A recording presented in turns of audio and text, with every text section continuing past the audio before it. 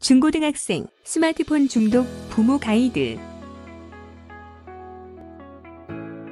스마트폰 중독은 스마트폰에 지나치게 몰입해 스스로 제어할 수 없는 과해존 상태를 말하며 금단, 내성, 일상생활 장애, 가상적, 대인관계 지향 등의 문제가 스마트폰의 과다 사용으로 인해 야기되는 상태라 할 수 있습니다. 연령별로 나이가 어릴수록 스마트폰에 의존하는 비율이 높았고, 특히 청소년은 부모가 스마트폰 과해존 위험군이거나 맞벌이, 가정 일대 과해존 위험군일 확률이 더 높았습니다.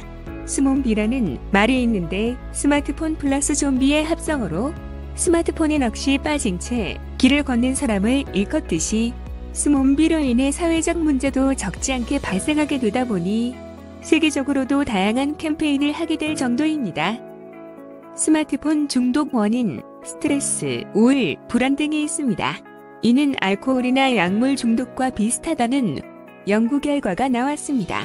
게임, 간편한 결제와 주문 등 일상생활에 꼭 필요한 여러 기능을 한꺼번에 해결 및 처리할 수 있다는 점이 원인입니다. 사용자의 취향에 맞춰 어디서나 누구나 쉽게 기능을 확장할 수 있는 스마트폰의 특성이 원인입니다. 어디서든 네트워크에 접속할 수 있다는 점과 한 기기로 다양한 소셜 네트워크, 즉 페이스북, 인스타그램, 카카오 스토리 등의 SNS를 이용해 또래 친구들과 소통하는 점이 원인입니다. 스마트폰 중독 문제점. 장시간 보게 되면 시력이 저하될 가능성이 높고 목이나 어깨에 통증이 생기게 됩니다. 전자파에 장시간 노출이 되는 것은 건강상 좋지 않습니다. 자라나는 청소년들의 뇌에 안 좋은 영향을 미치게 됩니다. 친구들과 만나는 시간이 줄어듭니다.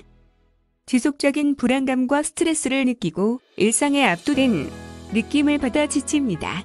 성적이 떨어지고 과제 완성도가 낮거나 아예 하지 않고 뒤로 미루게 됩니다. 꼭 해야 할 일들에 소홀해지고 점점 책임감을 잃게 됩니다. 사람을 만나도 불편함을 느끼거나 앞에 앉아있는 사람에 반응하지 않습니다. 다른 사람들과 한 공간에 있어도 사람들과 이야기하지 않고 폰을 보게 됩니다. 현실에서 가장 친밀한 관계를 맺는 사람들과 점점 갈등이 많아집니다. 스마트폰 중독 해결 방안. 스마트폰 사용 시간을 구체적으로 정해 약속을 하도록 합니다. 알람을 꺼둡니다. 알람이 계속 오면 궁금해서 보게 되거나 일상에 방해가 됩니다.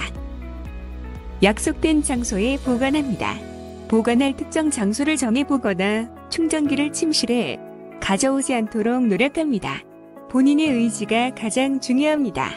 스마트폰보다 재미를 느낄 수 있는 다른 취미 활동을 권한다든지 부모와 함께 재미있게 보낼 시간을 마련해 봅니다. 스마트폰 중독을 예방할 수 있는 어플리케이션을 사용합니다. 스마트폰을 얼마나 자주 사용하는지 확인하고 스마트폰 사용 시간을 정해놓을 수 있습니다. 무조건 나쁘다고 하고 공부만 할 때니까 라는 이유로 못하게만 하기보다는 스스로 조절하여 사용할 수 있도록 하고, 자녀의 관심사가 무엇인지, 어떤 어려움은 없는지 부모가 관심을 갖고 자녀와 편안한 대화의 시간을 늘려가는 것이 필요합니다.